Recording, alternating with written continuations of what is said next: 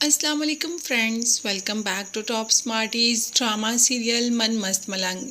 रिया के घर जाते ही कबीर अब तो रिया से दूरी बर्दाश्त कर ही नहीं पा रहा, इसीलिए फ़ौरन रिया से मिलने चला जाता है।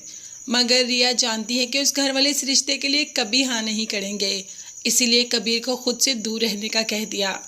जब कबीर ने कहा कि तुम मुझसे दूर रह लोगी तो रिया ने कहा खुशी से।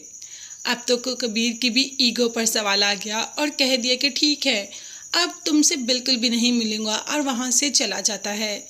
यही तो है इश्क का इम्तिहान। दूर रहकर एक दूसरे को याद करके अपने इश्क का इम्तिहान दोनों दे रहे हैं। दोनों ही एक दूसरे के बगैर नहीं रह पा रहे। वहाँ रिया बार बार खिड़की के पे जाकर पता करती है कि कहीं कबीर तो नहीं आया, और वहाँ कबीर अपने दोस्तों के साथ होते हुए भी अपने दोस्तों के साथ नहीं है। हर वक्त हर लम्हा सिर्फ़ और सिर्फ रिया के बारे में सोचता है, और रिया हर वक्त हर लम्हा सिर्फ और सिर्फ कबीर के बारे में। माँ ने जब कहा कि तुमने इतना बड़ा प्रोजेक्ट सिकंदर को दे दिया, सिकंदर में तो ऐसी कोई बात नहीं कि जिससे तुम उससे इम्प्रेस हो सको और अपना सारा कुछ उसको दे दो। हाँ, रिया में ऐसी बात ज़रूर है, उसके हुस्न में इतनी कशिश ज़रूर है कि तुम अपना सब कुछ दे सकते हो।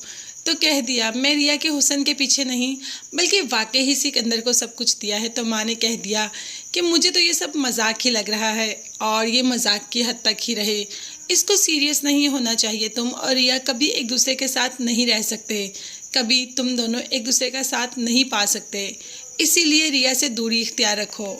अब तो रिया दिल के हाथों बहुत ही बेचैन होगी और कबीर को बार बार कॉल्स कर रही है, मैसेजेस कर रही है, मगर कबीर को तो ये सब देखकर बहुत मज़ा आ रहा है।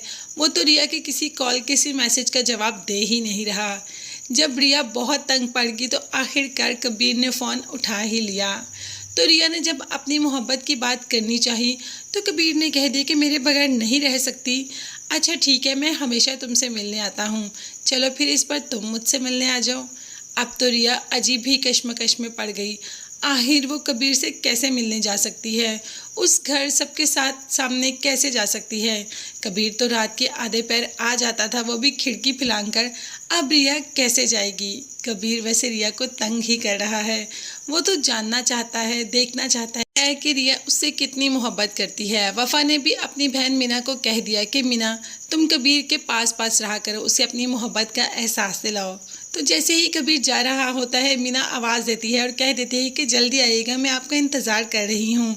जिस पर कबीर कहता है कि जिसको मेरा इंतज़ार करना चाहिए वो तो मेरा इंतज़ार करती नहीं, और तुम मेरा इंतज़ार करोगी, बहुत अच्छी हो तुम।